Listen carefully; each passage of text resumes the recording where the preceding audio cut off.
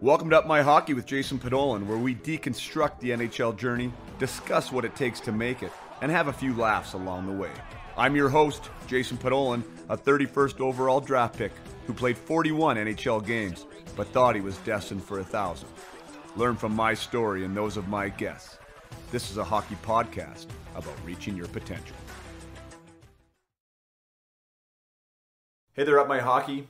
Today my guest on the show is Kevin Sawyer.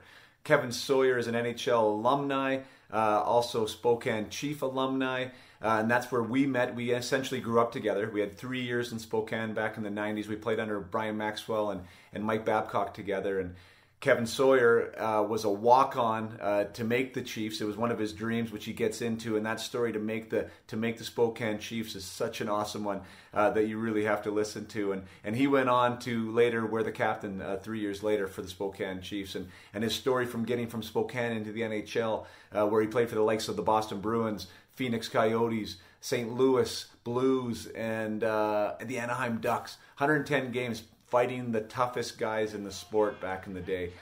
He chronicles his involvement in that, his preparation, how he learned the craft, and essentially his demise as well, is because he ended up having to retire because of concussion, and he gets into that story as well. Kevin is truly one of the great guys in the game. He is super authentic.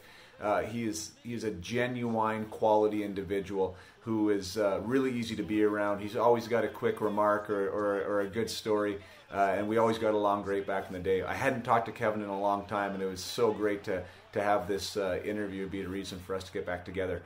Kevin currently is the color analyst for the Winnipeg Jets on TSN up here in Canada. So he's around the Winnipeg Jets on a daily basis. He has an insight into what he's watching there as far as practice habits, and what's he seen in other towns when he's watching guys like Sidney Crosby practice. So there were some really cool questions we were able to get into there about current NHL players and how they go about their business. So there's a lot of good stuff. Kevin's story, his personal story of grit and resiliency and perseverance is super inspiring, and something that you guys should all listen to. And just as being a hockey fan, to hear about what it was like to lace up the skates every night on the pro level and to fight some of the biggest, baddest people in the sport is something you need to listen to. So without further ado, I give you my interview with Kevin Sawyer.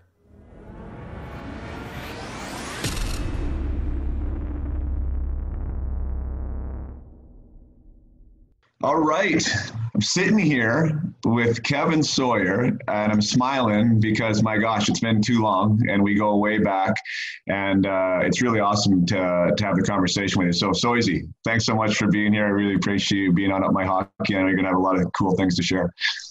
Yeah, thanks for having me, buddy. I always love talking hockey, but to be honest with you, it's awesome to connect with you. I connected with a few other of our mutual teammates with the Spokane Chiefs just recently, so maybe we'll talk about that. But, man, it's really good to see you and good to talk hockey. Yeah, we're definitely going to get into junior, because I think junior is a big portion of, kind of where we come from as hockey players. And you and I, I know it's a big part of my life, like the time I spent in Spokane. I think it's a big part of any junior hockey players' memories, kind of where they came from and those roots. And to be quite honest, most of my closest hockey connections are still from those Spokane Chief days, when we were kids trying to figure it out in a new country. So we'll definitely get into that. But it's a quick introduction. Kevin, 110 games, 3 goals, 3 assists, 400 penalty minutes in the NHL, the greatest league in the world.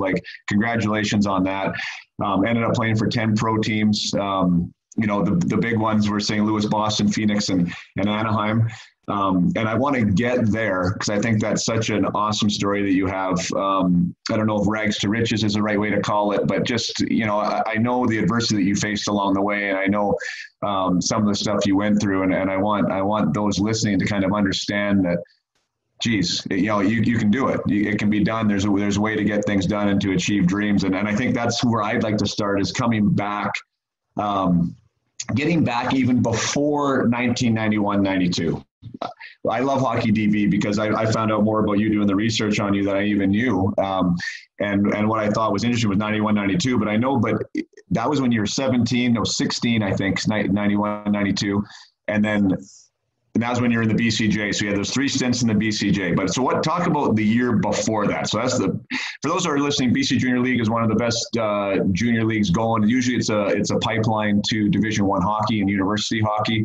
At the time when we played Soisy, it wasn't really a fast track to the NHL or anything. It was just a step up. It was a really good league, and a lot of guys were pumped to be there. But it was definitely a step down from the Western League. But you started even before that. Where'd you start before that? And tell us a little bit about. I know you had a little dream of playing in your hometown there.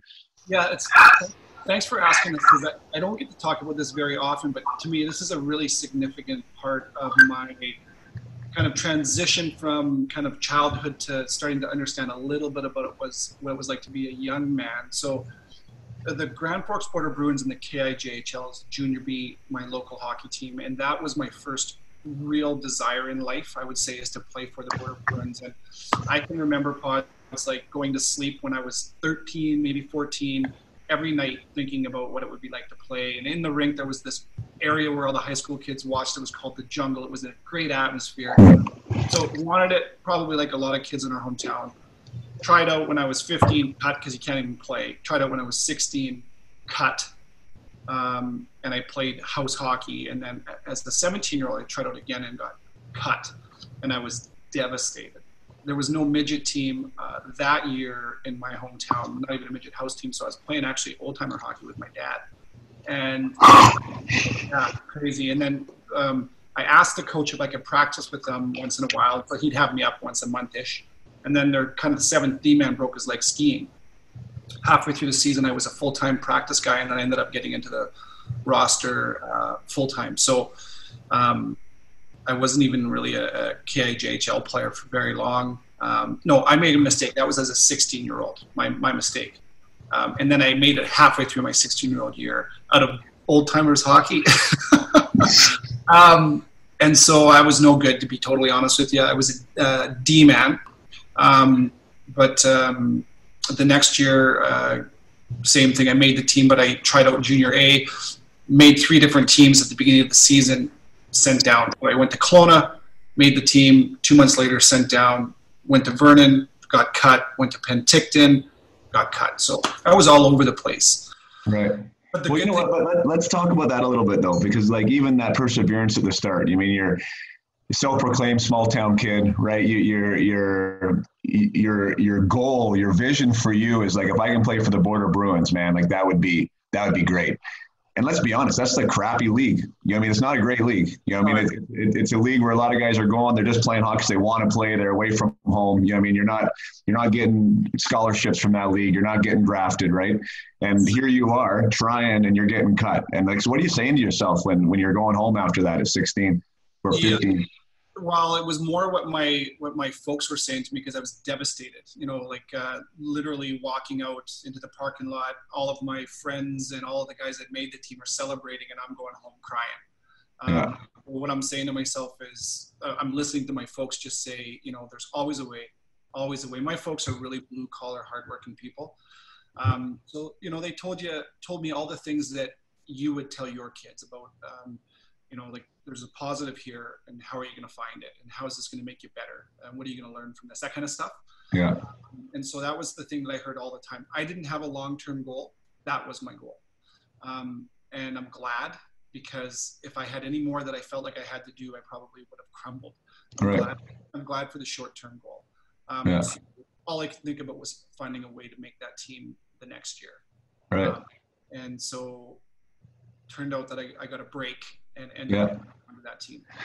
That's so awesome. I absolutely love that. I mean, because and for those of you who missed the entry, here's a guy that played 110 games in the NHL, and at 16 has a hard time making a junior team and keeps coming back, and then gets cut 3 times in the same year from a BCJHL team and keeps coming back. Like, I just love that perseverance and that grit. And there's been a lot of science around grit recently, and that's like, you know, the ability to get up after you fall, and to get up and to keep going and to keep going, and to, you know, just to kind of have a I'm not going to fail at this attitude, right? And boy, do you ever exemplify that. I mean, how did the stops that you know what, Soisy, which blew me away. So 1, you played in Vernon, which I didn't know, my hometown.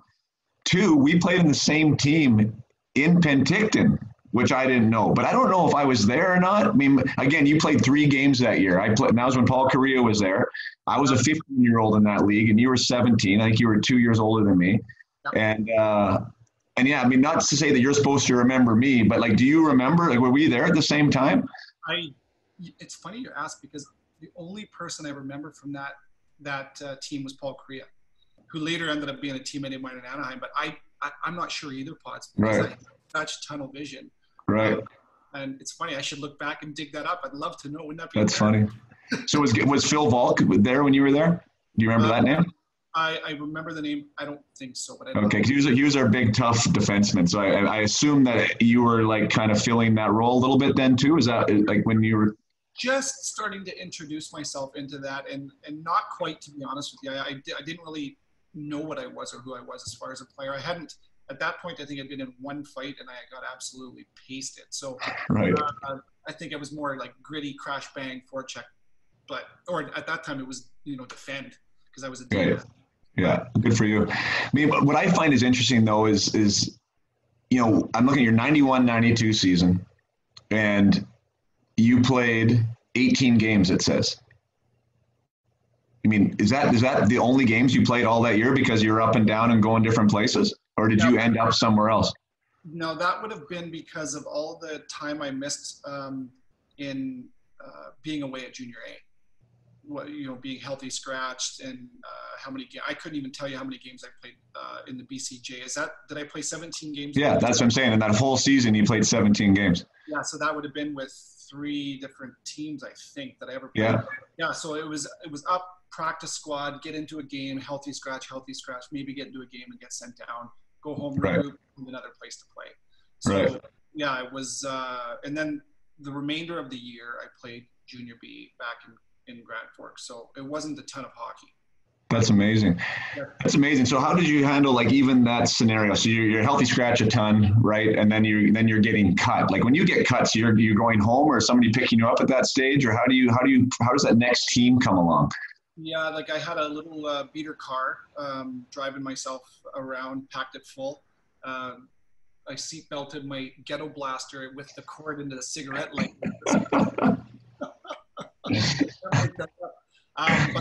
But my folks, my dad never played the game. He had no idea about how hockey worked at all, so he couldn't give me any kind of advice. I had some family friends around me that give me advice, some good, some bad, but just getting home, getting on the phone, talking to different people, and just finding a phone number to call again to see where can you go. And I can't even remember who I called in Vernon to get myself a chance to go play there. I can't even remember, but it was that was the Mel Liss era, I think. I don't know if you would have been on the phone with him or not. Yeah. That's great too. I remember when he sent me down, he was great. He had a cigar in his mouth and he gave me his credit card. He goes, "Go fill up your car and grab some lunch." That's awesome. That's totally Mel. That's funny.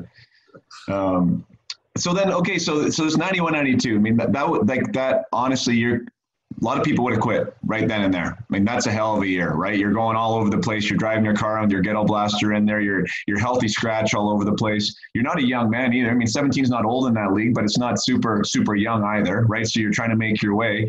And for some reason, you keep going. Was it just like this fire in your belly that said, hey, I want to be a hockey player, or what was it? Yeah. I was in grade 12 too at that year, but there was, at that time, Podsy, it was more of I wanted to be a hockey player, but I think it was more of just, I now can't quit. And I have to say that's probably mom and dad, where my burning desire to play in the NHL was nowhere to be found at that point. That was literally a dream. Yeah. Of course, I dreamt about it, but it wasn't a goal yet. Yeah. The reason I continued was just simply, I think, I can't quit now. I just can't quit now. So, I guess that was my first real lesson in perseverance. Like, this is a story I probably shouldn't tell you, but I'm going to tell you anyway. I can remember being at an arcade when I was 13. I think I was 13. With a buddy, and I was playing a video game, and this kid from Trail, who was our rival town, came up and just started punching me, and he started fighting me, and he kicked my rear end. Yeah. Can I say yes on here? Sure.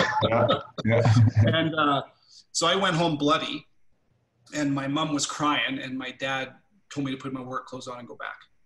And I'm not so sure that was the best advice he ever gave me, but the lesson was well instilled in me, and that was to stand up for yourself, and you just never quit. So that was the fighter in me, and I'm not so sure my dad wanted me to become a fighter with that lesson, but I don't think I'd tell my son to do that. I know I wouldn't tell my son to do the same thing, and yet somehow I'm thankful for that. Yeah. So anyway, that just kind of tells you a little bit about the mentality of mom and dad. Right. No, I mean, yeah, it worked, right? It worked. So the next stage is you playing for the Chiefs. And I remember us having a conversation about that, saying like, now this was almost like another little mini dream come true, right? Like, so you got to play for the Border Bruins, you had your cup of coffee in the BCJ, and now after like not an illustrious season in the BCJ, you get a tryout for a WHL team. And then make the squad, like which is awesome in and of itself. So like, walk us through that a little bit. So then that year, my dad took me to college evaluation camps where you pay to go play and they'd evaluate you. And we were in Calgary. I got 14 invites that summer, 10 from the BCJ, 4 from the Western Hockey League, one of them being the Spokane Chiefs. 2.5 hours north from there is where I lived. I watched Kid, Falloon, and Whitney play. A huge fan, so when I got that call, I remember I was doing homework in my room and I knew I was going. That was my choice. I wanted to go to Spokane. And then we went to, at that time, Podsy, we had rookie camp separate from main camp, and that was in Calgary. No idea what to expect. To be honest with you, completely freaked out. Thought it was way over my head, and in some ways I was. But I went to rookie camp, and out of sheer intensity and work, like I was in good shape because I kind of learned that lesson a couple years before. So I went in really good shape, and I ended up just getting in fights because I pissed people off from just being relentless. So no idea how to fight. Didn't do very well in my fights, but it was enough to turn a couple heads as far as, with Brian Maxwell, our coach at the time, where he got me an invite to main camp. And then I'll tell you this story quickly too, because Jared Bednar, now the head coach of Colorado Avalanche, we've reconnected, and I remember him after I went after Bury, Val in main camp, just because he slashed me, and I'm like, I didn't know who he was, I just slashed him back. Yeah, sure. So Bednar gave it to me pretty good, but I'll never forget that was the first time I went against a lefty, and we joke about it now, but it was the only chance, and the only reason I made the team, and you would know this, is just it was out of zero talent, but just the tenacity and then just work. And you impressed the right guy. Like you mentioned that name, and I wanted to get onto that. Brian Maxwell. He. I mean, love him or hate him, and then there's going to be guys on both sides of that fence. He was a guy that resonated with your style of play for sure, right? He saw what you were doing, he saw what you were about, and he wanted you to be a part of that team. And that's what I say to some of the kids too. Like the coaches make a massive difference, and you're not really sure how you're going to do it or how you're going to be able to connect. But boy, if you find that guy and he likes you, and you can build that relationship, it can make and break careers. And that was a really huge opportunity that you got from showing the right guy at the right time that you really wanted to be there. And maybe tell me a little bit about what you remember about Maxie. Well, this is such an interesting conversation because I feel like you and I would be in some ways, and I won't speak for you, but on the opposite sides where that was my coach. Because this is, Brian Maxwell, from what I remember of Maxie, is as tough as he was as a player, and as good as he was to develop me as a fighter and to play a role. Now I'm going from defense to forward and kind of guide me as to how to play that role and be smart in that role. He was still a really good tactician, and as far as teaching us angles and the definition of being in good defensive position, you would remember being between the man you cover and the puck, being between the man you cover and the net, and if you can see both, great. If you can see the puck, that's a bonus. All that stuff. Like he was. So I just remember him being rugged, raw, old school, but smart. And Maxie has done a lot of things that a lot of people would disagree with, and a lot of things that just don't fly in today's game. But anytime anybody ever helps you along your path, as you would know, and influences your success, I'll always feel like I owe him a lot. And you feel that way. So he was good for me for sure. Yeah, no, and I agree with you 100%. It's so funny that you just mentioned that D zone coverage. Like I'm doing that with my Atom kids now. Like I'm coaching an Atom A team, and we've been doing that the last 2 weeks. And that was, and just so like the listeners understand, like I never heard D zone coverage until I was with Brian Maxwell. I mean, I was with him, 16 years old, 17 years old, getting drafted to the NHL and learning D zone, and now, able to teach a 9, 10-year-olds like what good D zone coverage is. And Maxie was, I mean, credit to him. He's one of the best teachers, I think, of like the game, the tactical part of the game, and becoming a well-rounded player. I mean, I played for a lot of coaches throughout my 14 teams, and I definitely remember him. Like, I think our personalities, or maybe, my dad's personality and Maxie's didn't work out, and that's unfortunate. Sometimes that comes into play too, and maybe we'll get into that, maybe we won't. But yeah, I mean, I was a skilled guy. I thought it was kind of I thought I played relatively hard nosed for a guy that would score. But for whatever reason, I had a hard time getting on the ice for him sometimes, and that was a big adversity for me. My draft year was trying to navigate that relationship with my coach, who you obviously want to impress and you don't want to have a bad relationship with. But when you get stuck in those situations, I mean, it's a real human interpersonal relation, and so you have to find a way to navigate it. Interesting too, just quickly, and I'm going to jump ahead here because we'll probably get there anyway, but just with the Winnipeg Jets, who I now broadcast for, and Patrick Laine, who just signed a 2-year bridge deal. What you just said is the reality for so many people. When you're a superstar throughout your whole life and ahead of the pack with your talent and your skill and your tools, you don't have to learn a lot of the things that some of us others do. And so Patrick Laine has been going through and will continue to go through learning how to play better away from the puck. But the patience that you have as a coach, and Paul Maurice being that guy, is amazing. And I see it firsthand where, developing that full, well-rounded game in players like him. And you're the same way. Like you were that elite skill. A lot of people don't understand how hard that is for guys like you and Patrick and a lot of others to learn that when you're 18 years old. It's not easy. So, yeah, no, I mean, I do, like I said, I give Maxie credit. I think he made me a more rounded person. I mean, maybe not person's wrong word, player. I think much more well-rounded player. But I remember him with you, like, essentially mentoring you, like coaching you, but almost mentoring you. Like I remember you guys, he'd be dropping gloves with you, and Bronner would be there too, and you guys would be showing him how to grab a jersey and do the switch of the hands. And I kind of saw, the creation of Kevin Sawyer that people saw in the NHL. And that must be like you said, that's a special spot for you, because, if it wasn't that, who knows what would have happened, right? You know what's amazing, and I'll just tell you one story that might tell it all, and we'll just talk specifically about fighting, where, there was so much more to it than that as far as working on your edges. I can still remember Maxie's drills on all 4 of my edges and how to know when to go and how to play your role. But specifically to fighting, I can remember Maxie talking to me about, having a hard right hand. My left isn't that strong. So how do I maximize that when I fight a lefty? Well, you can YouTube my fight against Ty Domi. It was in Toronto, and big lefty. And Maxie taught me when I was 18 how to cross grip. And I used that in my National Hockey League career. And I learned it as I went, but he's the guy, and he's the reason that I didn't lose that fight. And right. So that's how much he impacted, right. me as a player, but as a fighter and everything in between. So yeah. I can remember thinking in that moment, right, this is what I do. This is what I wait for when the shoulder drops now, and it lasts a lifetime. Yeah, no, 100%. I think we'll touch on some of that fighting stuff once we get into the NHL portion. But I want to talk a bit about Babs, because we ended up having Mike Babcock together in Spokane as well. And at the time, we didn't know he was going to be Mike Babcock, because everybody knows him now.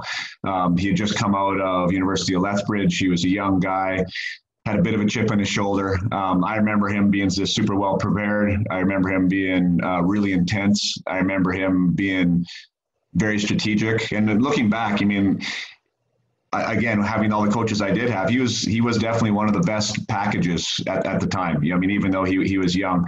And I think, he had a big impact on you then and later on too, correct? Like that was another guy that you seemed to bond real well with.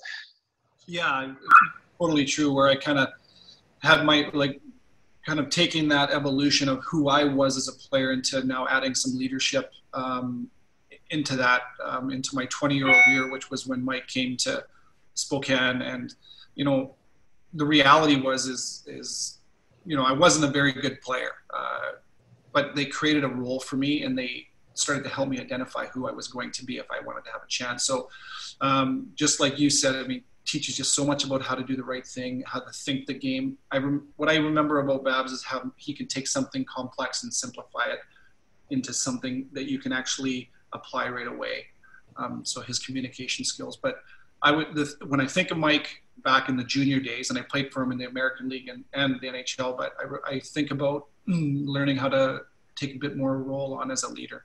Yeah, no, I love that. And I actually mean, because I think coaching is such an interesting element, and it's something that I do and something that you were involved in with the Chiefs as well. So I love asking questions about that, because really, like, now he's going to be regarded as one of the best of his era, if not the best. You know, like there's definitely an argument there. What hasn't he won? He's been successful everywhere he's gone. And you saw that evolution from, you know, and yourself grew as a player as well, but you saw the evolution of him as a coach, like from junior to the minors and then to the NHL. Did you see a change in him? Like how did Mike evolve in your opinion?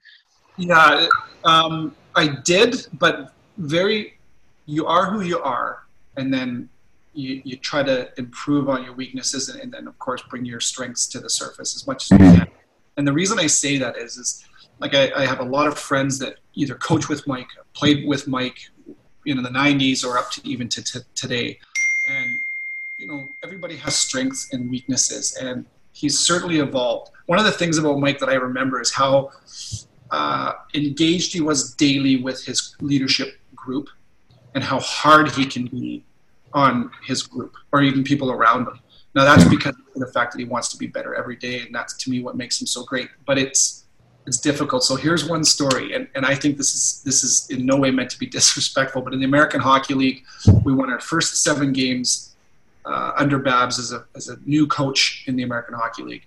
And leadership coffee in the morning, and our group would be in and out of his office, and everything was great. And we went on to lose 3 in a row. Well, after the third one, I mean, it was brutal. Like, I remember, like, just short and grumpy, and oh God, it was terrible. And I was in the cold tub one day, and I could be accused of being sensitive sometimes, but Babs comes up to me and he says, "We're having an effing meeting. Get out of the tub and into my office," and just pissed me off. Yeah.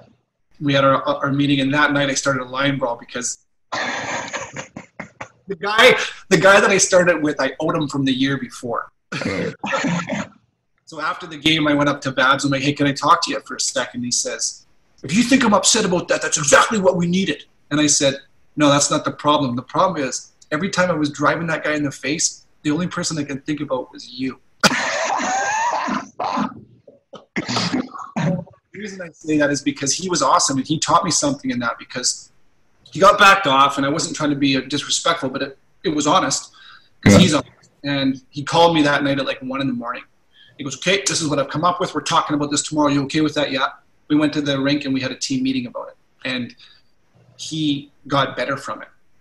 Do you know what I mean? I challenged him, and he got better from it, and he was vulnerable with it. Yeah. And so, to me, that's him evolving as a coach that's hard on his people and learned how to be hard on them and yet still grow with them. And I would assume, you know, he continued on that path in Anaheim, and I'm assuming that he's still, you know, much better. Right. Yeah.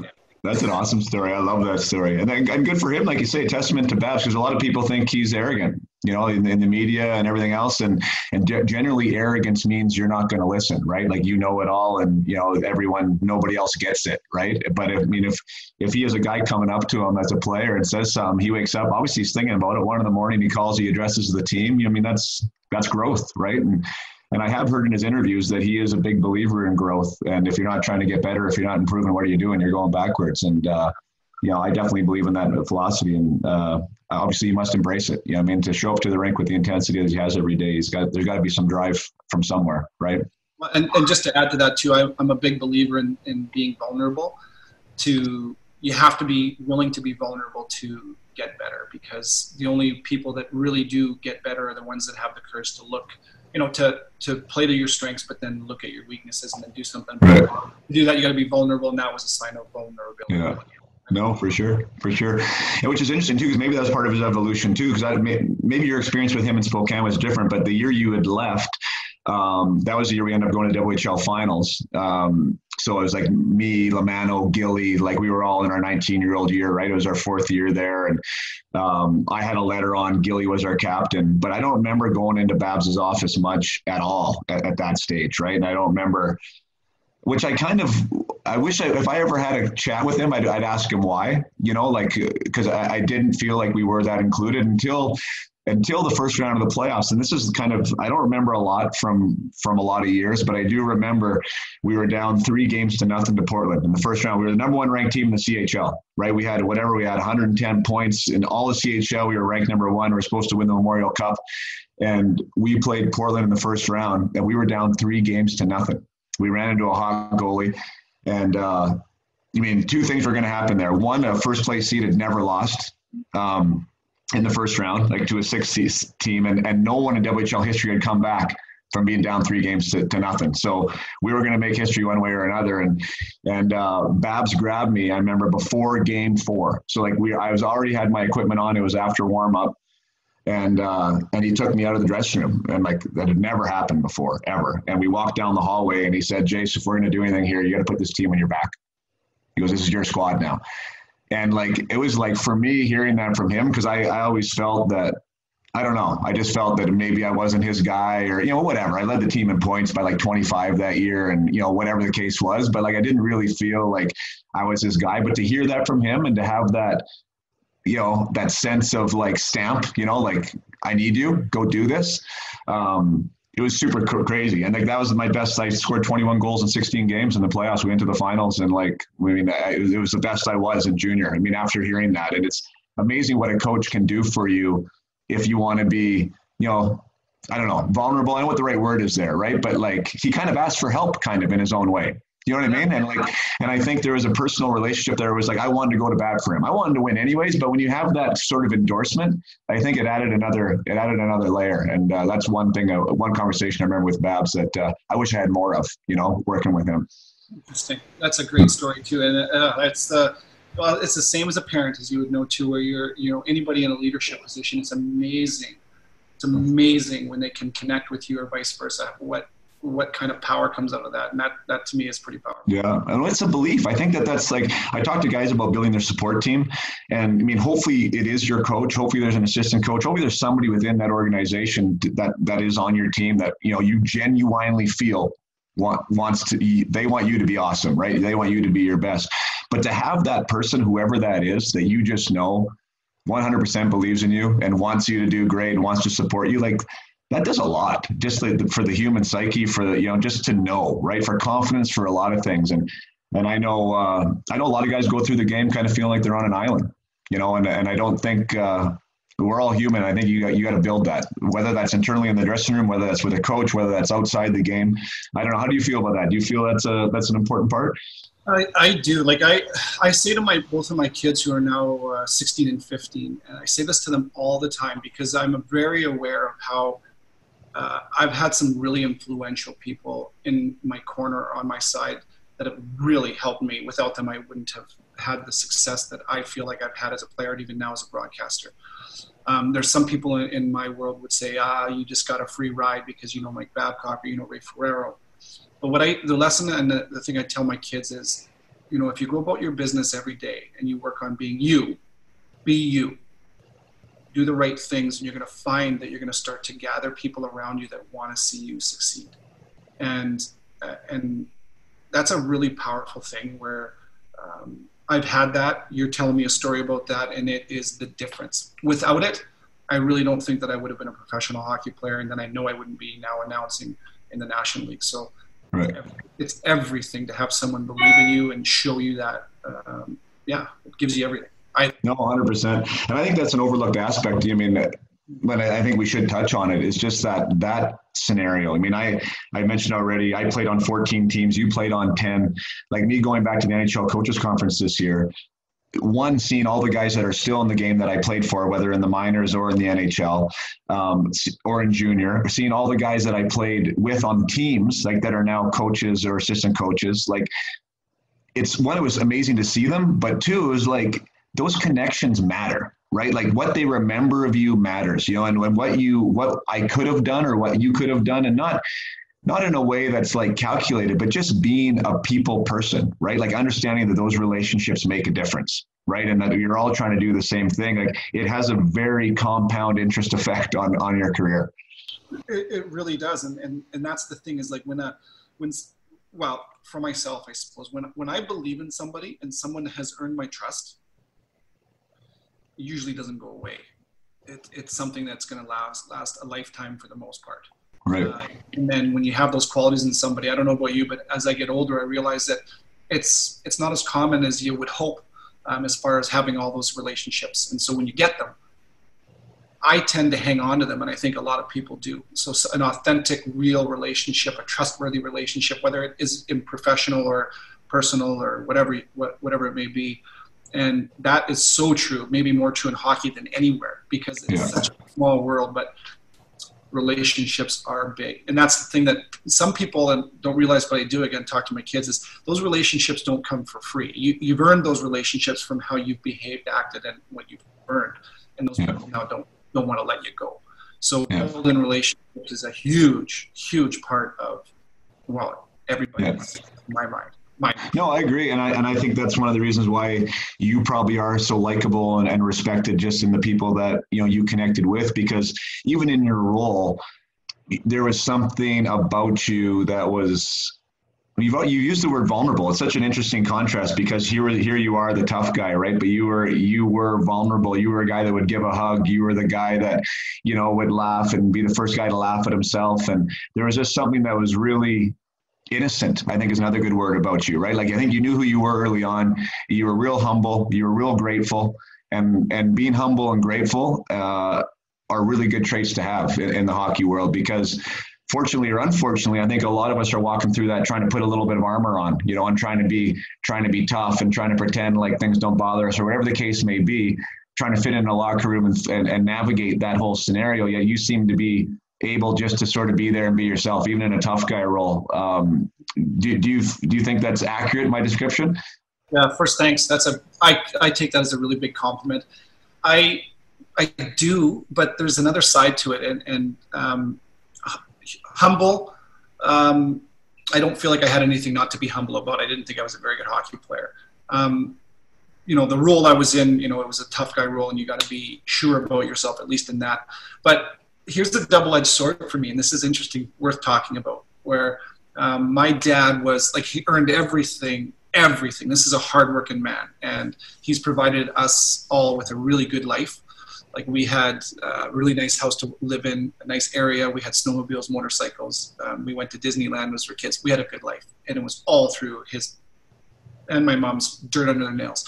So he raised me with that mentality, Podsy, where what it gave me is the work ethic, but it also gave me doubt, as far as like, when you're humble, sometimes it's because you have a lack of confidence. And so I never really felt confident in myself, to be honest with you, until I was in around 26, approaching my late 20s. And that was when I made it to the NHL, because I was always doubting myself, because my dad was always saying, you can do more, you can be better. And so I was always like, the mentality of, oh, it's not good enough. And right. So, along with that comes some humility, and I'm glad for that. But at the same time, on the other side of it, I wish that I would have been taught to have a little bit more swagger, because you need both. Right. Do you know what I'm saying? Yeah.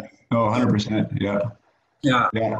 And you can't manufacture that. It's tough to manufacture that, though, too. Like you said, you are who you are. I agree to that to an extent. I do think that our choices make who we are. So I think every day when we wake up, we have an opportunity to change and maybe, not necessarily maybe reinvent ourselves, but we can be a little bit more courageous, or we can be a little more brave, or a little bit more vulnerable. And we can do these things if we're self-aware enough to be able to do that. I mean that as a person and as a hockey player, right? You can show up at the rink and you can totally be somebody. I think sometimes we get in our boxes. Like, I remember me, because my way of playing well was when I was loose, like when I was relaxed. I ended up being that guy. I don't know if you remember in the room, but I was a guy that I'd be making people laugh or trying to, and I almost took it too far, right? Like I ended up identifying, like my identity to my teammates was this guy that was kind of goofy, which maybe would come across as not caring to some people, right? But it wasn't that way. That was just my way to get ready. And then I ended up like putting on this, this kind of uniform of like, I'm the guy that's loose and goofy in the room, right? So I think for myself looking back on that, like I was much more serious about the game than I probably let on. And I wish more of that would have shown for me as well, right? To be able to find that balance as you're talking about, right? Between having the swagger to be the goofy guy, but also having the humility and the honesty to be a little more professional about it, if that makes any sense. Just to add to that quickly, though, as I can remember, like maybe more in practices than anything with you and I, like goofy, and I think that you need it, definitely need that because it's such a serious business to begin with. But I always remember how you competed hard because I remember you and I getting into some battles, and I'm like, because I was such a pain in the ass to practice against all the rest of it, but goofy in the room. But when she snapped it on, I remember how competitive you were too. Oh, well, I appreciate that because that's one thing that I did take pride in, and I think that the game, that's my one lament on the game right now. Like one thing that I really identified with personally was like whether I was a goal scorer or whatever, but whether I dropped the mitts every now and again, it was a hard game to play. If you were going to score 40 goals, you had to be prepared to go in some dirty areas, and you had to be prepared to get hurt, and you had to be prepared to sacrifice your body to do that. And I watched the NHL today, and I don't see that. I don't see that guys have to have that makeup to get there, and that's just my own personal thing. I don't know how you feel about that, but I just really felt like I wore that with a badge of honor that I was a hockey player. I was a hockey player in an era that it was tough to be a hockey player. And now like I said, I just don't really see that, but whatever, it is what it is, I guess.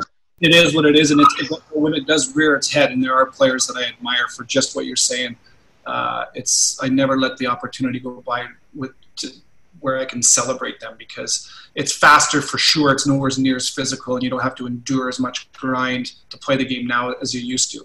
But when a guy does, and I'll bring up Blake Wheeler, like you would love this guy because you talk about like he was you, like as far as he has size, he has speed, skill, and can score, and he goes to the dirty area. So, yeah. But I'm with you in a lot of ways. Oh, yeah, good.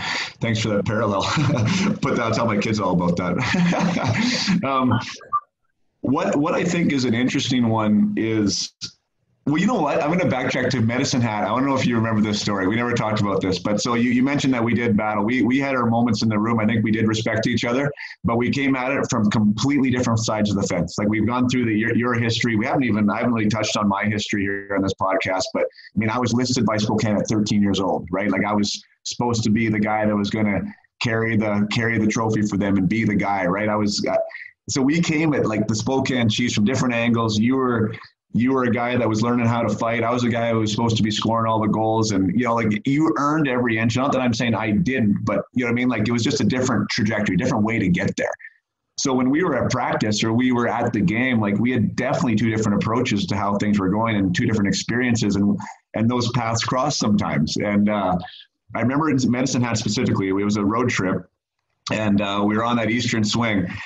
And me and you, I don't know why, and I don't know what happened before. If you remember, maybe you don't remember any of this, but you were so mad at me. Like you were so mad at me. And I was chirpy. I know I was, right? So I kept chirping, and I was poking, and I was chirping. And you wanted to crush me. And you came out on the ice, and you said, "Let's go, Podollan." And Brian McCabe had to come in, and you wanted to kill me. And then I don't know why I think this is funny, man. I'm like, all right, after we're done, we'll have a shootout contest, I said. And anyways, I after that, I mean, you had such a good sense of humor. You were like, Ponzi, that was pretty good, man. Like that actually almost made me laugh at the time. So do you remember what that was all about? Like how I got you so fired up there? You know what? I remember exactly what you remember. I have no idea. Like a lot of the things that happened. And what starts a fight, who knows? But you always remember how it ended. but it's so awesome because we were kids too, right? Like we're learning how to control our emotions, and we're all identifying ourselves and trying to be, I don't even know, but I remember that so well. And the reason I remember it is because it was so well said by you, because oh great, I want to challenge you at what I do best. And then you're like, That was funny. Oh, goodness. You know what? It's an interesting environment, though, right? Like, I mean, at the end of the day, we're all in our own way a bunch of alpha males in that dressing room, right? So, like you said, you're trying to find your own way to exist in that locker room. You're trying to find your own way to feel comfortable and to feel like you have a presence and a point, right? And it is. It's and I think that's part of the game too that doesn't get talked about to these kids coming up. And it is something you can learn, like how to navigate that scenario. I understand who you are, so you're not trying to figure out once you're in there, right? Because if you feel comfortable in your own skin, like you said, you didn't figure it out till you were 25. I don't think I figured it out till I was married with kids. Like really, for me, it took that long to understand who Jason is, who I am as a human. And I think if I could take myself now and be a 20-year-old kid and go through the stuff that I was going, my goodness, it'd be much more easy to be a hockey player, you know? So I think the quicker we can figure that out, the better.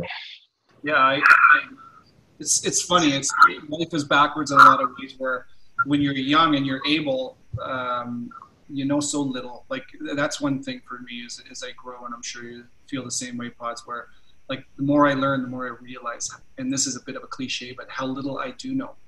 Yeah. I wish I could have more of a command on my thoughts. You know, then you know now I feel so much more confident about how to control my thoughts, and I still struggle. But yeah, so much I wish I could have applied back then. But back then you're struggling to figure it all out. Now that we know, yeah, exactly. It's certainly not too late for life. Yeah. It's an irony. No, that's a good point. So let's go back to Spokane. So we're in Spokane. You end up getting a contract. And tell me, you never got drafted, right? Because your draft year was, I think, was it in the WHL? My draft year would have been, my first year would have been when I was in the KIJHL, the year before Spokane. Right. And then you went to Spokane. You could have got drafted again. You had 200 some penalty minutes that year, but that was your first year there. You got passed over. So then what happens to you and how do you become a pro? Yeah. So then in my overage year, so I didn't have a sniff at all for pro until after my 19-year-old year, Pods, in Spokane, my roommate, Maxim Betts, our teammate, had an agent. And because he was at the house so often, he was a Russian-speaking agent, I just asked if he wouldn't mind representing me. And he said, sure. So ended up getting me a tryout in Anaheim as a 20-year-old. I was hoping to get drafted in my +2 year, I guess they call it. Nothing happened, but I did get a tryout. Went to camp, but they weren't offering me a contract. I wasn't ready to be a pro. But that 20-year-old year as an overage in Spokane, I developed a lot with Babcock, that leadership part that we already talked about. And then it was in February sometime where I was kind of thinking about going to UBC and possibly playing for the Thunderbirds, and I wanted to be a wildlife conservation guy. So I just out of the blue found out through Tim Speltz, our GM at the time in Spokane, that there was like 4 teams that were interested in offering me a contract. St. Louis Blues being one of them. And we played against the Tacoma Rockets a couple days later, had a good game, fought a couple times, and the next day I had a contract offer. And I got I would have signed for no bonus. My bonus was $135,000 US just to sign. I was getting ready to go to college. And so I played horribly that night because we had a game in Spokane that night and I was so distracted. But it came literally out of the blue 2 months before our regular season ended. So yeah, it was in the nick of time. Awesome. So you got your contract, got a bonus too, which I mean that's pretty healthy. I think that was a third of mine, and I was 31st overall. So I mean that's pretty cool. And then so the next year you're going to the IHL or AHL, right? Where'd you land? I see Peoria here. I see Worcester and Providence. Where was the first team you played? Went to Peoria after we lost out in Game 7 against Tri-Cities in round 2. That was a heartbreaker because we actually won it, disallowed goal, and then of course Terry Ryan scored. But I went to the IHL to Peoria at the end of my year. I can just remember being terrified, to be honest with you, about going. Yeah. Played playoff games there, and then the next year they moved their minor team to Worcester, Massachusetts. So I went to St. Louis Blues camp, and I played every exhibition game that year, and then got sent down. Mike Keenan was the coach, and then that year I got called up 10 times. I never played. Did I play 10 games or 8 games that year? I got traded to Boston at the trade deadline. So there was times, Pods, where I'd get called up for a week, not play a game with the Blues, get sent down, and the next day get called up and play a game. It was bizarre. But anyway, that's how quickly, my career went from what I didn't think was going to turn into a career. And the next year I played, I think it was 10 games in the NHL. It's unbelievable. So you're a UBC Thunderbird almost, or thinking about going to school, and 10 months later you have a contract and you're playing the NHL. Yeah, unbelievable. It was literally unbelievable. Did it happen so quick that you almost didn't even have chance to fathom what the heck was going on, or how do you remember that time? I remember getting a bill from my agent. Now I had taxes to pay, and I had to pay him, and I didn't know what to do with my money, and now I had to find a place to live the next year by myself and buy a vehicle, and it was so many different things to process, as you would know, that first year pro. All that aside from the fact that you're like, am I good enough? Am I strong enough? Am I tough enough to play with these men? I wasn't thinking that I'd play in the NHL that year, but it was a lot like when I went to the Western League, where I was just, I was game to do anything I had to do to survive the day, and kind of one day at a time, and ended up playing some games. I want to touch on just your role there. I see 268 PIMs for the Ice Cats in 41 games. You obviously had identified at that point, or somebody told you that, hey man, you're here to do this job. And judging by the penalty minutes, you embraced it. How, just because I know you as you, not necessarily as you, the fighter, because even when you were the fighter, I couldn't relate, right? So how was that? What was your preparation like for that? Like you said, now you're having these question marks about you, even maybe imposter syndrome, am I supposed to be here? Am I good enough? Is this where I'm supposed to be? And then you actually got to go out and do that. That sounds like it could be mentally just exhausting. How was it? I find myself wanting to say all the right things to you right now. But the truth is, I personally believe anybody that tells you that they weren't scared doing that job is probably not telling the truth. Because I was scared every single day. That wasn't a problem. I didn't view that as a weakness. It was learning how to deal with the fear.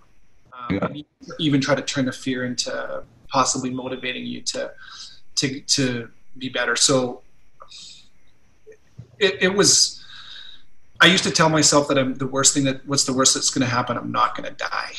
And that, I know that sounds raw, but that's the truth. And so when you think like that, and you think that, there's a lot of intensity and survival that comes out in you with that kind of job. And when you're so unsure of where you're going to fit, you make sure somehow that you're going to be okay by making, over preparing, probably overthinking, conditioning. That was something that was always taken care of, but it was kind of learn as I went. And I just literally kind of tried to, in some ways, survive the day. I'm like, okay, I'm not going to die.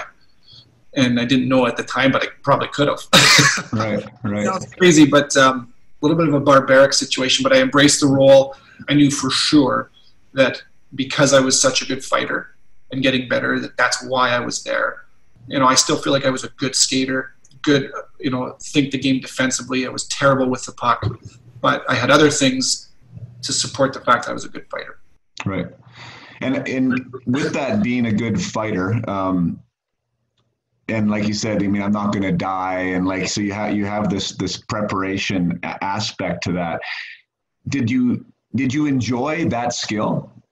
Did you enjoy the fight? Once it was done, was there any part of that where you're like, yeah, man, you felt good about that? Because sometimes I've asked this question before. Sometimes the guys that are doing it just never really did like it. And I find that interesting too, because it's that's a whole nother level now, right? Now you're doing something you don't like in that moment, yet you're continuing to do it because I guess of this is where you wanted to be, the NHL, or you wanted to be a hockey player. This is your career. I just wonder where you were with that whole aspect. You know what? You're taking me back here a bit once, because I can't remember anybody ever asking me that question. I can't remember. And you would think that people would ask me that question all the time. But the answer to the question is, there's two answers to it. I hated the preparation and what went into the mental control going into a fight, knowing that I'm going to play against Stu Grimson. was terrifying. I hated it. I wouldn't sleep. I'd get an upset stomach. I wouldn't be able to keep my food down. But I knew that was part of it. So over time, I learned how to deal with that fear. What I liked about it was I wasn't a cowboy fighter where you just grab and go and just take a punch, give a punch. I was a tactician where very technical. I would always let the first punch come, glance, measure my guy up, and I would never throw a punch unless I felt it could land. And I was about keeping guys off balance, and so I was a thinker. I really enjoyed that part of it because if I did well in a fight, it was probably because I outthought the other guy. And so in that way, for me, it was more of an art. Right. Rather than just being brutally tougher or could endure more pain or punishment. Right. So that part I liked, but I hated what you had to go through mentally. Podsy, it was horrible. Yeah. Honestly, it was horrible. Yeah, I couldn't imagine. Yeah, knowing like who's coming at you the next day, knowing everything about them. Did you watch tape? Like, was that part of your preparation? Very, very rarely, because back then tape wasn't as easy. Like it wasn't digital back then. But when it was all about talking to guys, teammates, learning from possibly fighting them before or even losing from them. But like when I was in St. they would have spreadsheets on every player, and they would give you like, okay, this guy throws right or this guy throws both hands, quick off the draw. But mostly it was just the mentorship from someone that was there before me. But when I was in the minors, a lot of the times I was the only guy, and nobody else really knew. So those were the tough ones where I'm going right. One like I have no idea what to expect from this guy. So right. yeah, no tape. Just your own personal take. I mean, obviously, it's the enforcer. If you were to play today, you probably wouldn't have a job, right? That's sort of gone by the wayside, and fighting has really gone down. Where do you feel that is? Do you see this being extinct in 10 years? Do you think there should always be a place for it? What are your thoughts on that part of hockey? I don't feel like there's room for it the way it used to be, because the game has evolved and the players have evolved. I look to the Detroit Red Wings in the early 2000s, where there's a need for the threat of someone having to answer the bell or be held accountable by players, always. But the Detroit Red Wings barely ever fought, but they had McCarty, and they were team tough. Yeah. I still feel like there's a place in the game where you have to have that threat. Like for the Winnipeg Jets, we have Dustin Byfuglien, but we have some other guys that are able that almost never do it. But I just feel like if you don't have that accountability on the ice, then guys get really, really loose, and it frustrates me because I see it all the time, whether it's a hit from behind, a high stick, reckless play, whether it's intentional or not. If guys knew that they were going to have to answer a bell, they wouldn't be finishing half the checks they do. Right. The ones that are questionable are the headshots. If they knew Stu Crimson was going to be either on them or on their best player for the rest of that year and maybe the year after, it just simply changes the way guys play. So does that answer your question? It needs to be there, but it needs to be evolved in there where it just can't be a one-dimensional fighter that's whap, whap, whap. Right. But yeah, I still think it's its place. If they keep it in, here's my little prophecy. I think a guy like a Dustin Byfuglien or a Blake Wheeler, if you can be a guy, or even like a guy like Tom Wilson, you're getting some feedback there, like Tom Wilson in Washington, like a guy that can play the game, who's a good player but can also fight. I think those guys would be worth their weight in gold, right? To be able to do both ends of that, because I do think it's relevant. I think it's important, but I think, it can't be. Like you mentioned Stu Grimson. Like I don't think those guys are going to be. There's no place for that anymore. You have to be able to do two things, or three things, or four things, right? But if that can be one of the things that you can do, I think you're an asset. Yeah, totally. Like the game is just so fast. We all see it every day. Like you got to be able to keep up with the pace because there's no room. Like the fourth line in a lot of teams now, isn't the same as it used to be. These guys can skate and they can play too. So there's no room for that kind of weakness as far as a one-dimensional player. Totally. Yeah. Why don't we touch on a little bit on? Well, first of all, you mentioned Stu Grimson. I think that's a good segue. Just like, tell me, he was first that came to your mind. Was he one of the toughest guys you fought, or was like who were the guys, or the one fight, or like what's your memory of that where it was like, holy smokes, like this was scary? he would be the one that scared me the most. Like I fought all the, Probert and Tony Twist and Stu Grimson and Ty Domi and on and on and on, Chris Simon. But for whatever reason, Stu Grimson, and I just had a defense mechanism where I grabbed the guy in the arm in such a place where if I was in trouble, the distance between his arm and my hand and my shoulder and my head would give me enough room to get out of a punch strike. And I remember having Stu Grimson grabbed exactly where I wanted, and I was in trouble, and I stretched him out, and so nobody could hit me when I'm like that, and he was hitting me, and I watched the tape after, and his elbow was still bent. And so he actually knocked me out on my feet, and I came back, and it scared me because I thought, that's my one thing. If I get in trouble, I go there, regroup, and then get back in the fight, and I couldn't even do that with him, and so that's not a good feeling. Right, because his arms were so long. Oh, long, like ridiculously long. Yeah, that's crazy.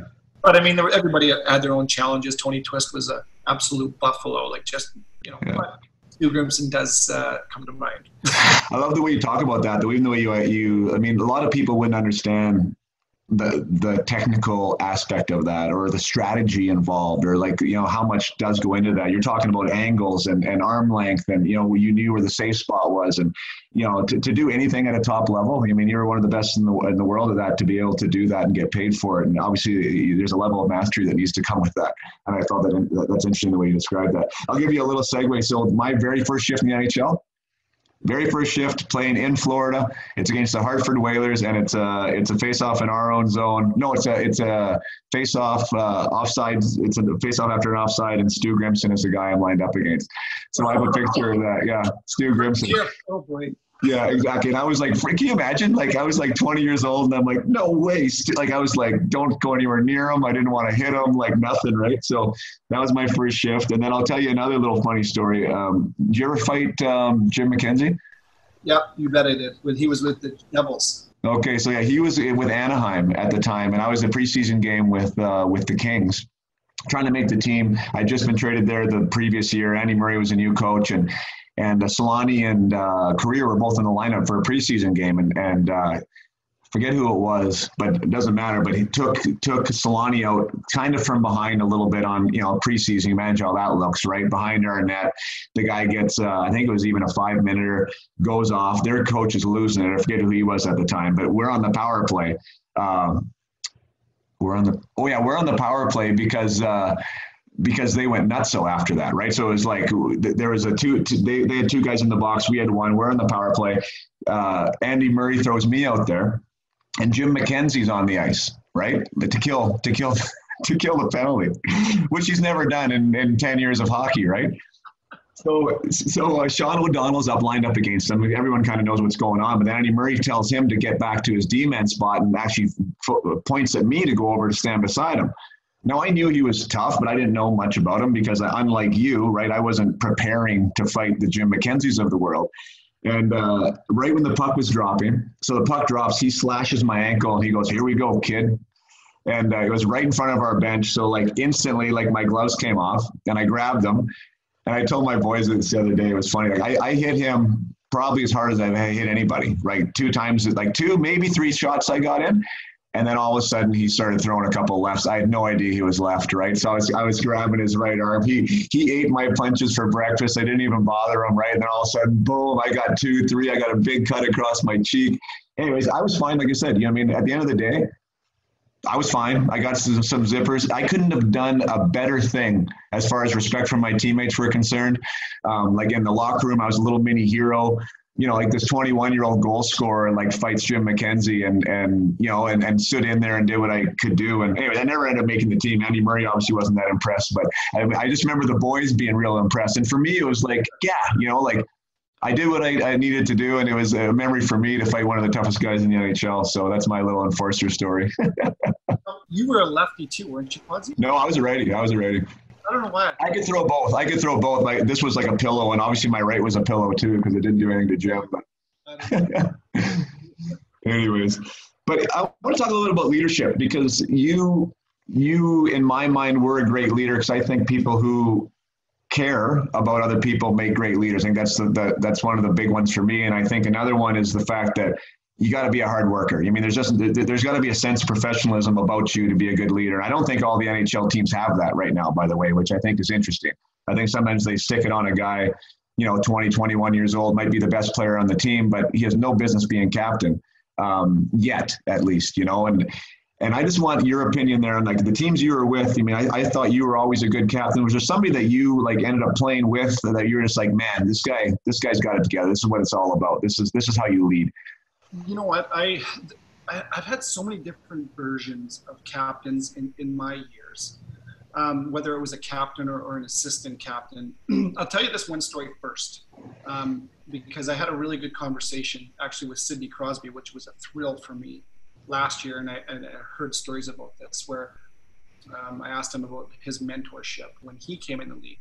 And I know you asked about me, but this will lead up to it. And he said, and it's well documented, he sat beside Mark Recchi when he came into the league, and he trained with him because Mark Recchi was a god in the gym and taught him how to take that next level. When I turned pro, Ray Ferraro was a guy I worked out with for 8 years, and I thought I worked hard pods. Wow. Not even close to what it needed to get to, and Ray Ferraro kind of showed me. And so then I looked at the Edmonton Oilers, and this is not a hack on the Oilers organization, but I look at Connor McDavid and I ask myself, who did he sit beside in that room? Who showed the way? Penguins went on to win 3 Stanley Cups, and I believe a lot of that comes from that mentorship and that leadership. So, like for me, I'll talk about Paul Kariya. Paul wasn't a boisterous captain, but he led in his own way. He led by being such a detail-oriented guy, and he never left a stone unturned with his craft.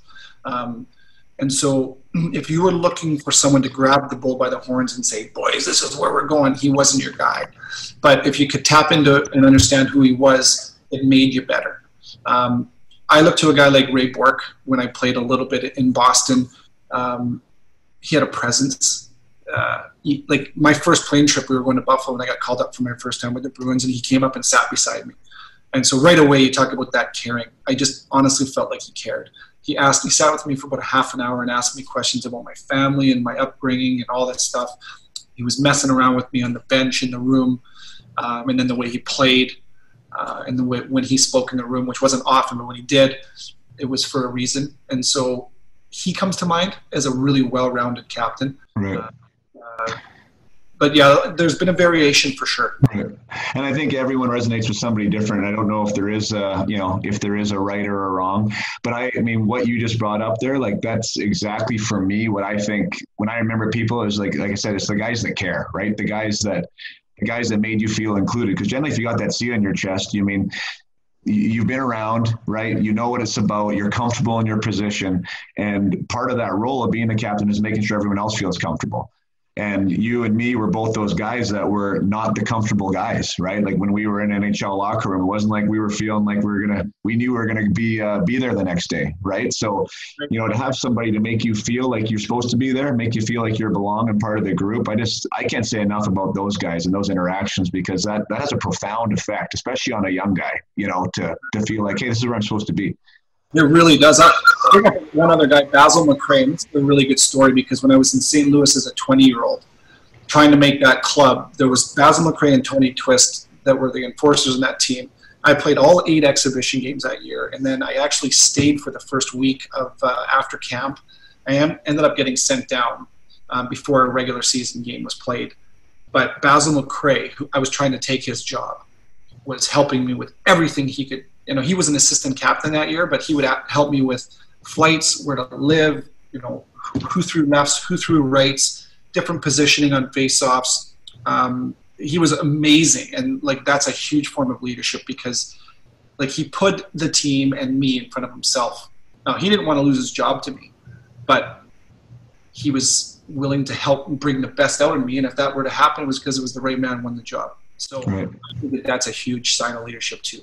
That's amazing. And that's a sign of integrity too, right? And I didn't know it at the time, but looking back on it, and again, this is no slight to anyone, but I remember being like that young guy in Florida where I thought I was going to have a 10-year career with the Panthers and never get traded and, be a long-time NHL. I remember being 20 years old when I first got my first games, and I mean, now I didn't know the difference at the time, right? But Jody Hall and Ray Shepard and like the right wingers on that team were not coming, sitting beside me and teaching me how to get the puck off the wall or telling me how to prepare or, you know what I mean? Like, I don't know if it was like longevity that they didn't want me to take their job or if it was just they weren't wired that way, but there was no sense of that in that locker room, right? We're like helping the new guy, right? At least I didn't feel it. And maybe I didn't ask for it either, right? I'll take ownership on that too. Cause I think when I talk to guys now, it's like, don't be scared to ask for help. Like ask for somebody. Hey, what do you know that I don't know? Right? Like those are questions that older guys would love to answer.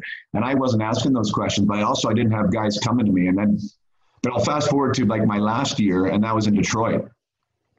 And man, what a difference that was going to training camp in Detroit. Like, and I don't know why that culture was so different. I don't know whether it was Kenny Holland taking care of like the Kirk Drapers and the Maltbys and those types of guys, like those role guys weren't scared about losing their job. I think they knew they had a place there. And I think because of that whole environment was very inclusive. And a guy like Darren Helm and a guy like, I mean, you can go down and on and on and on. Like these guys were taken care of, right? Like they were showing the way and they were by the guys whose job they were going to take probably, you know? And I think if you don't have that in a team, if you don't have the guys like Basil McRae, you're not going to be as good as you can be. So if your goal is winning, then you need to do that. If your goal is to have a long career and keep cashing checks, I mean, I think there's a different thing there. And I think that's where that whole idea of leader comes in, right? Because maybe it's bigger than you sometimes, right? But you know what? I completely agree because like a culture is such a hard thing to build, you know, being a part of teams, trying to be a part of that culture, or being a coach in minor hockey or the Western Hockey League, trying to help build it. It's really, really a hard thing to assemble or help bring to life. But when you get it, it's not that common in my mind. Yeah. Like talking about with the Detroit Red Wings, that was uncommon, and they had it, and I think a lot of people want it. But when you have it, you sure feel it, right? And that's what you said about winning. That's why they won so much. I believe that. Oh, it was amazing. And like you said, until you feel it, right? Because my own personal experience in the NHL, I just thought it was like, whatever, it's the best league in the world. And this is the way it does. It's like, I felt like it was complete business, like all the time, right? Kind of dog eat dog, each guy for himself. But I was with Florida. I was with the LA Kings. I was with the Islanders and the Maple Leafs, all when they weren't doing well, right? Like all at points in their franchise history where they were out of the playoffs, they were having a tough time. And that I didn't know any different until I went into this championship organization, hadn't missed the playoffs in 15 years and won 3 cups. And all of a sudden it was like, holy smokes, like this is how it can be, right? This is a difference. And obviously everyone wants it, like you said, but it's not easy. It's not easy to create because you have to have, I think it starts at the top. I think it has something to do with the coach. I think it has something to do with your leaders on that team, right? I think there's a lot of pieces that have to come into place, but once you have it, boy, you got to protect it because it is a special thing. It's funny, quick story for you. So when I was my first year with the Ducks, called up and down quite a bit, and Paul Correa, who later we became very close friends, but called up a few different times, and I don't think we exchanged a word. And this is the captain of the team, and it was starting to piss me off. I'm like, what the hell does he know I'm here? And it got over my head a little bit because, first of all, he's a superstar, and I wouldn't mind speaking with him. And he's the captain, and I'm uncomfortable. And so I think it was like the second time I got called up. I think I was there for like a month. It was a couple of weeks down the road. We were skating around before practice, and I went up to him kind of half pissed, and I slashed him across the shin pads. I'm like, how you doing, Paulie? and it was like he snapped out of his meditative state. He's like, hey, Swayze, how's it going? Good, how are you? And it taught me something because he was so dialed in, and like you mentioned earlier, like different types of leadership. That is a focused man, like every detail. And he was so focused on himself that he wasn't trying to be a bad teammate or a bad captain. He just wasn't aware. But once I did that, it was amazing because it opened up a whole new world for us. And we became really good friends later. Just so happens that the Ducks were struggling. And then the next year, Babs comes in as the coach. And now we got guys like Rob Niedermeyer and J.S. Jaguar and Paul Correa holding meetings. Yeah. I'm sure never happened before. And we go to Game 7 of the Stanley Cup Final. So that's kind of a common theme, right? You have that. That's awesome. And you win. I love that story though. Like anyone listening, like, I mean, that relationship was made because you went out of your comfort zone. You slashed the most important icon in that organization and said, "Hey man, I'm right here. Let's talk." Right. I mean, like sometimes you got to do that. Good for you. And now you're still friends with them. Right. So, I mean, not everybody would do that though. Right. A lot of guys wouldn't, and maybe you wouldn't have that relationship now. So ask for it. Maybe everybody asks for it in their different way too. I guess I did it with my stick, but right. Yeah, I suppose that would be the lesson. Whether I knew I was doing that or not, yeah, I would say ask for it. Yeah, I think that's a big thing. I wish I would have asked more questions because I was genuinely a curious guy. Like I love having this conversation. I love hearing your side of it. But for whatever reason, it was just I never found us talking hockey. Like, did you find that back in the day? Like you said, you talked with Basil McRae, but like I never talked to goal scorers about goalies. I never talked about how you prepare before a game. Like it was always about just keeping it light. And I don't know if it was just kind of part of that generation or that era, or maybe just the part of the organizations I was with. But what is your experience with that? Do you feel the same? Like, are you talking junior or pro? I'm talking pro. I'm talking like best league in the world. Like I don't remember having those conversations. I wonder if that has to do with maybe generation, but also role, where just out of desperation with my role, where I was talking, and not very often was I talking too much hockey. I'd ask questions, but it was more the talks I had where, how do I survive this? And so there's maybe that necessity. Right. And you had a fraternity with that role too. I think you guys there's a bit of a brotherhood there, right? That's a good way to put that. Yeah. Yeah. Yeah, that's interesting. Like I would have loved, like we got like Matt Sundin, like he was 27-year-old captain when I was there. I mean, one of the best players in the league. Playing in the middle of the hockey universe, as some people would put it, like the tons of pressure. And like, he was super nice to me, like off the ice, and he would invite me to go to the bar with him or go for a dinner or whatever.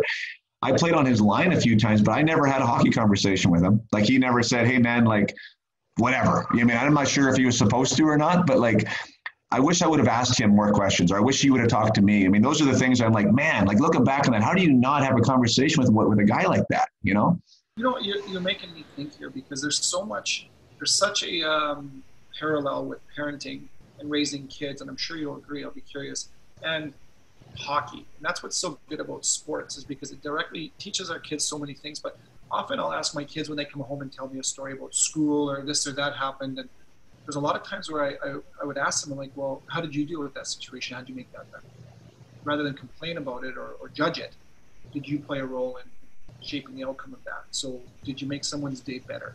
And so then I ask myself, and so is anybody out there listening to this, as far as ask, and that's for sure, I believe in that, go and ask, but maybe even more so, a lot of us are in roles that maybe we're aware that we're leaders. Yeah. Or we could be, but we don't take advantage of it. So as much as important it is to ask, make someone else's day better too. Go out of your way, because half of these guys that we all assume think that they know that they have that effect on us, half of them probably didn't even know that would mean that much to us. So right.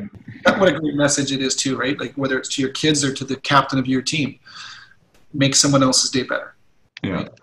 No, I agree. And I think all these things, like the part that made me better with hockey is the stuff that just makes you better in life, right? Like, I mean, there's so many little nuances and skills and stuff that, allow you to be good and to be a good human. And I love the fact that my boys are going through this now, and I'm able to talk to them through the lens of, I wish, now I know, or I did know. And, and it's to be able to have that experience and hopefully be able to communicate in a way that they can get it and absorb. But it really is, like, I mean, that passing on of knowledge is so crucial. We talked about that, the culture and the leadership and stuff. I think a guy like Paul Kariya, if he didn't have a Ray Bourque in the locker room, then how is he supposed to know what Ray Bourque is like?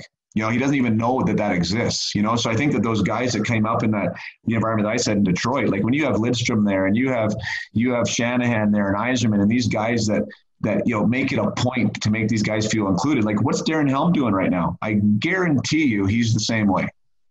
Right? Because he had the same influence. So I think what we know, if we can have these conversations and like get that out there, and if somebody picks up something that's like, oh man, that resonates, that makes sense, right? Like I can do that. I think we're doing our job, because if we keep it to ourselves, we're not really helping anybody, right? And this goes back to our conversation when we first started, where giving back is such a huge part of success. And if you ever ask yourself, well, why? Well, first of all, for me, it just feels so good. It fuels your spirit. Maybe more than anything else you can do is when you feel like you've affected somebody else and made their day better. But we talked about Mike Babcock, for example. Well, Babs is a wildly successful person. And what's he doing helping me? He's helped me so much. Ray Ferraro was regarded as one of the best broadcasters in the game of hockey. And he's going out of his way to help me. Those are successful people. I really do believe, as a matter of fact, I know it. What you give, you get back. It is science. Yeah. 20, I didn't know that, but I believe that now. And right. These guys know that because they are successful and they are helping me succeed. So onward it goes, right? And that's a big part of leadership. No, 100%. I agree. We should wrap up here. I know we've been chatting for a while. We could probably chat forever. I mean, I really enjoy our conversation. Boy, there's so much to cover, right? It's crazy. But I do want to talk about what you're doing now. So, I mean, now after we'll touch briefly on why your career ended. Like, what happened there at the end? Maybe you should tell us a little bit about that. Yeah, I forgot to duck. So career ended with a concussion. I was in a fight in LA against the Kings, and I made a mistake, and I knew it when I did it. Talk about that tactical part of the fighting. So anyway, long story short, I took a punch that I never recovered from. So that was my last game. It was a contract year. I went home and spent about 2 years recovering from that. And I was out of the game. So right. My son was born 6 days after that happened. So whose punch was it? Brad Norton from the LA Kings. Brad Norton. Way tougher guys than that. No offense, Brad. He's a good guy, but just made a mistake. So right. Yeah, the head injuries are a big part of the game, and even understanding them now. And at the time, it wasn't that well understood when you were leaving. But yours was big enough that you couldn't even come back and really play, I guess, eh? I remember the day that I decided is because it was a contract year. The next summer, I had a one-way contract offer for 2 years from the Calgary Flames, more money than I've ever made. And I tried to do a squat with just the bar on my shoulders just to warm up. I had a gym in my garage, still do it. Almost fell over at a dizziness from just doing 10 with the bar. And I'm like, how am I going to take a punch in 2 months? There's no way. So walked in and wiped the tears away and called my agent and said, I'm done. Can't take it. So that was it. That's a tough decision to make, eh? Well, yeah. I mean, it was scary. It's actually scary to think about how far I was willing to push it. Right. Thankfully, I didn't make a silly decision there. But yeah, right. That led to other great things in life too. So yeah, good for you. Yeah, I remember I never had a concussion that I know of. For my first till I was 29. I was in Germany of all places. It was at practice. It was a 2-on-1, and I went for a cross 2-on-1 drill regroup. And my edge came out, and so I fell in front of the guy crossing with me. He tried to jump over me, kneed me in the head, and I was out on the ice for I guess like a minute, had the convulsion, concussion, had to spend the night in hospital. And it took me about 2 months to recover from that. And it was an awful, trying to come back because it was still misunderstood at the time. And there was a lot of pressure from my coach, even really challenging my integrity and my character, that I was almost choosing to be out, it was not an easy thing to deal with. But I ended up coming back and played.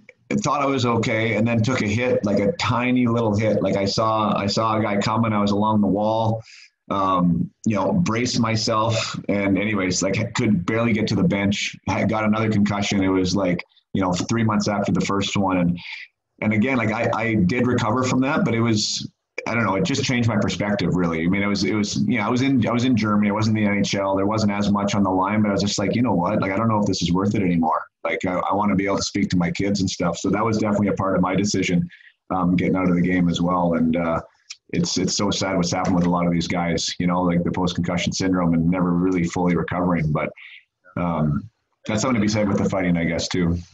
Yeah.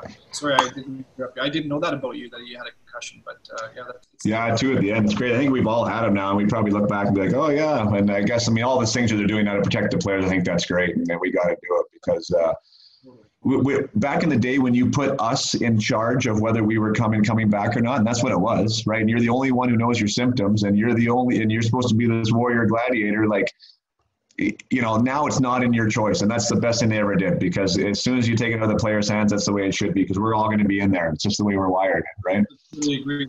They've come so far as creating baselines and testing. And yeah, it's a tough one though, right? Like, I mean, as you would now know, when you have a brain injury, I mean, there's no scientific way to heal a concussion, and there's things you can do, but I mean, nobody really knows unless I'm not aware of it, but I mean, how do you heal a concussion? Right. I know, exactly.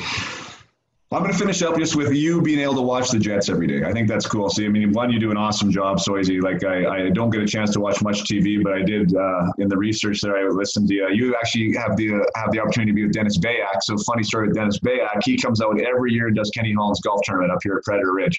So there's a bunch of hockey guys that come out. Not all hockey guys, but guys Kenny's known forever. And Dennis is a guy that Kenny knows from way back, and he introduces the tournament. Like, he's the MC at the beginning, and my God, does he have us all in stitches? Like, every year, he's a funny guy. And I don't think that gets to come out enough on TV, personally, from what I've heard of Dennis. So, I don't know, maybe you can comment on that. I don't think the fans really understand how funny Dennis is, but you must have a blast working with him.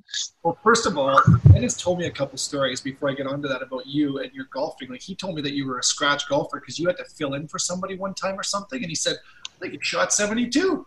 So I heard the game's pretty good, buddy. It was okay. Everyone's going to be laughing who knows me now. I'm nowhere near scratch now. I can really even keep it in the fairway. But yeah, I did have a couple of good outings there at Kenny's tournament. Took home the hardware once, I believe. But yeah, Dennis is a riot, man. He's got me laughing all the time. And yeah, so you guys go on the road. What's that like? Is he like he's like your line mate, I guess, right? You guys are hanging out together, lads? Totally. Like, great chemistry.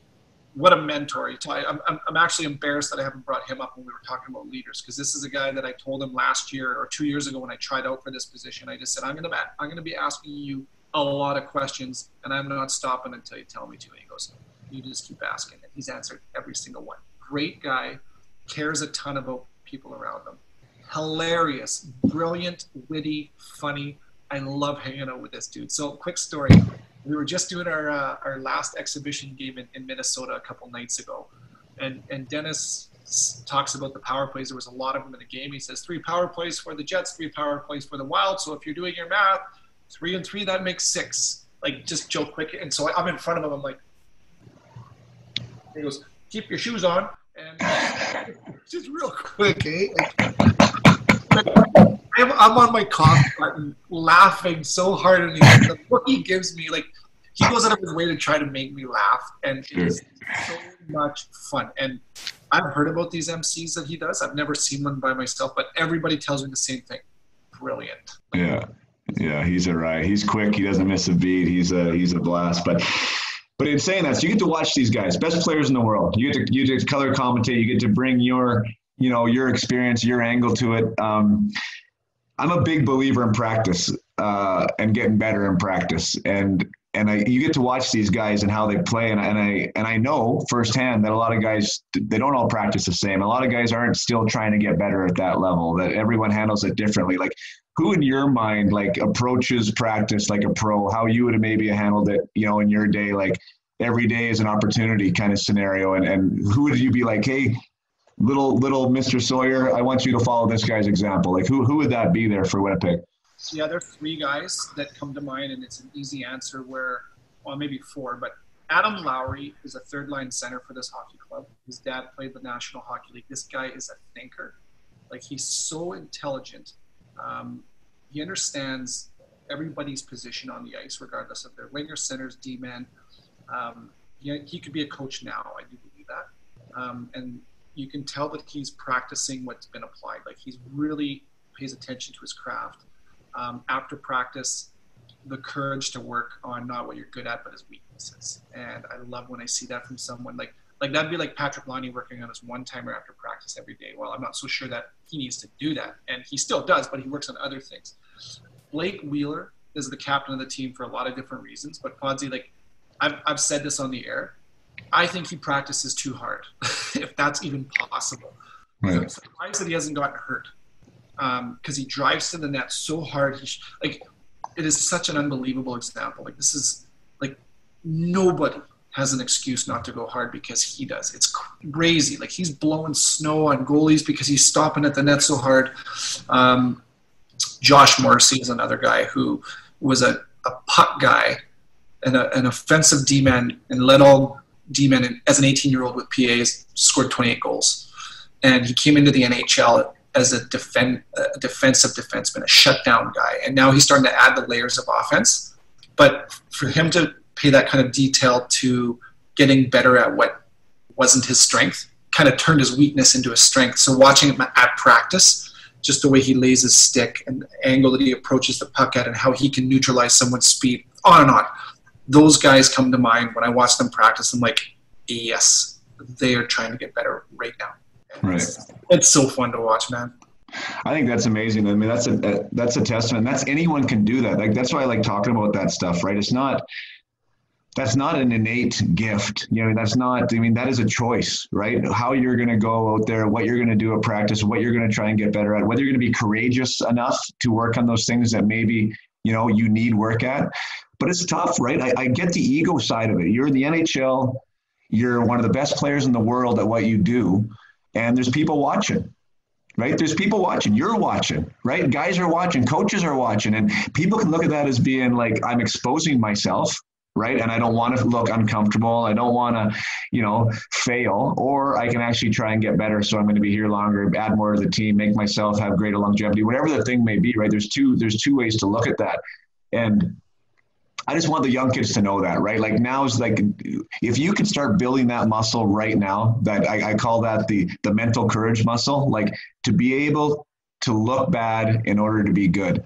Like, that's one of the things I say all the time, be able to look bad so you can be good. Like, you got to be able to do that. Because if you don't have that, you're probably not going to be around that long. I mean, you have to have that mentality to get better.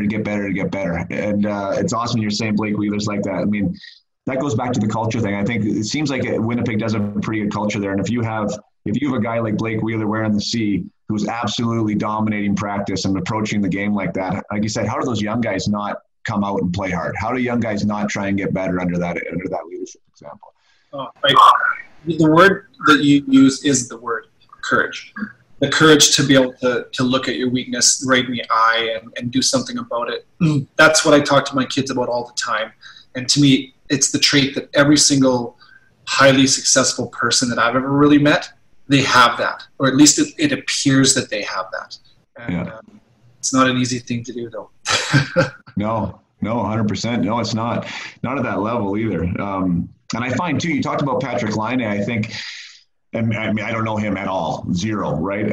I can relate a little bit. You mentioned that. I mean, I'm not to pretend that I have a shot like Laine or anything else like that, but I mean, that aspect of the game came easy to me, right? Like I didn't have to work on my breakaways, or I didn't have to work. I mean, I did because I liked them, but it wasn't like, okay, I got to get better at this, get better at this. And I think a guy like that, when you become so naturally good at something, which is scoring goals for him, it probably really pisses him off that he has to even work at it. I mean, I think like that's sort of the thing. And I think somebody like Patrick, I don't know how hard he works. Or is he a hard worker in practice, or what is he like? I've watched him learn how to.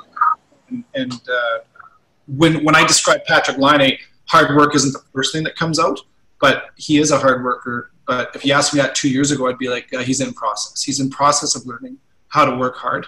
But it's amazing how he's grown because he's starting to figure that out. And I bet you Blake has a lot to do with that too. Well, you almost have to. Like, it's like right. He creates a wave behind him, and you almost have to. Like, you can't get out of the way of a wave. It's going to take you. You know what I mean? Yeah. Like that. So, and that's I'm not taking a shot at Patrick Laine. I'm just saying, like, a lot of young players, like Jack Roslovic, for example, you know, is a guy that Paul Maurice even says it. He plays with Brian Little sometimes because he wants him to be beside someone that works harder than him consistently. Yeah. He wants to teach him, because that's just what happens with the young guys. So, yeah. No, because those guys that come up that young, those are generally the guys that have like all the tools, right? That they're immensely gifted. And you also have to work hard. There's other attributes that have to come with that. You can't just get there on skill alone, but generally they are like the most skilled guys are the 19-year-olds, the 20-year-olds, right? So now they're in a league with men. Everyone's really good there, right? Everyone is really good there. And now you have to figure out what you haven't had to figure out before in junior, and what you haven't had to figure out for in minor hockey, right? So That's one of the things, just for the young kids listening, is like, no matter how good you think you are right now, there's somebody better for sure, and you need to get better. And if you're not thinking about getting better right now, you're doing yourself a disservice. So, and those lessons are learned. Like, man, you watch the Sidney Crosby, you watch the Blake Wheelers, like they're the best of the best because they continue on to be the best, and they continue to know they have to grow to be the best. Do you agree with that? Oh, absolutely. We walked into Pittsburgh last year, and the first number that I saw was 87. It was great, and he was working in a small area, a small space drill that I think he started himself, and then he just had a few teammates that came and joined him. And this is before pregame skate. He's working on something. I'm just like, that is like, if he's doing that, who's not? Right. What an example. That's leadership. In my mind, he's the best player on the planet. And that's no disrespect to Connor McDavid, but when I watch his habits in practices and games, he's won Stanley Cups and gold medals and on and on. Man, talk about the full package. Yeah, no, that's awesome. That's a great way to end, I think. Soisy, you've been a gracious host. You've been awesome. Actually, I guess I'm hosting you. You've been an awesome guest. Love reconnecting. Super great. And I know we're going to keep in contact again. I hope the kids and the coaches and the parents out there learned a lot, because your story is awesome. Like, I just love that. I love everything about it, that, the 110 games. The irony is too, like, which I love, and it's a slam on me, but you scored more goals than me at the end of the day, buddy. I got 1, right? You got 3 in the show, and you got 3 times the games, right? So, like, but all the story. There's a truth to that, though, right? It is like, I mean, there's a way to go about things. You never know when you're going to get your opportunity. You got to be ready for it. And you can create opportunities too, right? By how you perform in front of people, the connections you make, and the relationships you build. So, man, you beat me in the NHL goals department. I got to give you a high five for that. We probably wouldn't have guessed that back in Spokane. So good on you, buddy. And I'm glad you're doing so well in what you're doing now. It's awesome to see you being at the top level again in your craft. So good for you. Thanks for that, buddy. Honestly, I can't believe that. I think we just talked for 2 hours and went by like that. I know. That we connect because we both live in the same neck of the woods. And then honestly, Pods, I see your posts and have been for the last year or so. And there's been times where I've pulled my kids in to watch them, because I really love what you're doing, and the message that you send sometimes teach me something that I didn't already know, or it kind of echoes what I'm trying to relay to my kids. And it's so nice to have someone else reiterate really, really good messages. So keep doing what you're doing, man. It's awesome. Awesome. I appreciate that, buddy. And have fun this year chasing that team around. They're going to do some good things, I think. And Big Apple tomorrow morning, baby. There we go. There you go. And if anybody needs me, tell them and give them my number. Do it, man. All right, man. Thanks again. We'll chat later. Thank you for tuning in today and listening to my conversation with Kevin Sawyer. I hope you enjoyed it as much as I did. If you want to follow Kevin on social media, he says he's not super social media savvy, but he is on Twitter at Kevin Sawyer1 if you want to follow him there, or you can obviously listen to him on Jets broadcasts on TSN. If you like what you heard today, please subscribe, review, and share. As you know, this podcast is just getting started, so the best way to support it is to subscribe, review, and share. I can't say how much that means to the podcast to get it in front of other people and let other people know you like what you're hearing. I have a great lineup of guests coming up. New episodes drop every Sunday, so make sure that you're watching for those. And wherever you are out there, make it a great day. I'm Jason Podollan. Thanks for listening.